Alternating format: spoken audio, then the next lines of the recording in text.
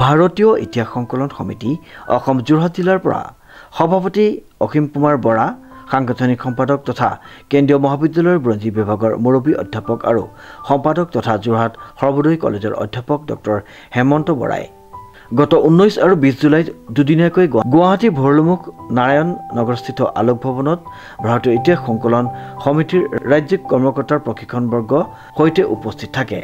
এই উপলক্ষে মুঠ 2 দিনত 6টা সত্ৰৰ প্ৰশিক্ষণবৰ্গত অসমৰ 34খন জিলাৰ পৰা অহা কাৰ্যকৰ্তাসকলক বিবিধ ক্ষেত্ৰত প্ৰশিক্ষণ দিয়া হয়। প্ৰথম দিনা উদ্ঘাটন সত্ৰৰ বক্তা ৰাজ্যিক কাৰ্যকৰী সভাপতি জুলা শৰ্মা, দ্বিতীয় সত্ৰৰ বক্তা ৰাজ্যিক সমিতিৰ সভাপতি ডক্টৰ গজেন্দ্ৰ অধিকাৰী, বিষয় ইতিহাস সংকলন সমিতিৰ কৰ্মপদ্ধতি। দ্বিতীয় দিনৰ তৃতীয় সত্ৰৰ আলোচক আছিল শিক্ষাবিদ সোমনাথ তালুকদাৰ।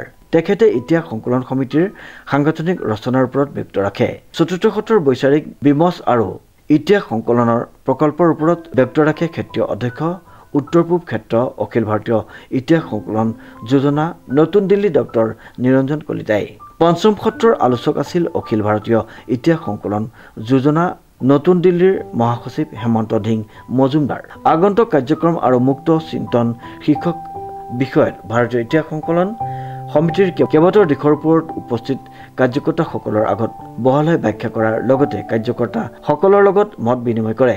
অন্তিম কাৰ্যসূচী সমাপন সত্ৰত মাৰ্গদৰ্শক আছিল বশিষ্ঠ ভোজৰ বৰুৱা, ক্ষেত্ৰ প্ৰচাৰক ৰাষ্ট্ৰীয় স্বয়ংসেৱক সংঘ অসম ক্ষেত্ৰ। তেখেতৰ হাতেৰে ইতিহাস বাৰ্তা উন্মোচন কৰা হয়। Bureau' report, news now.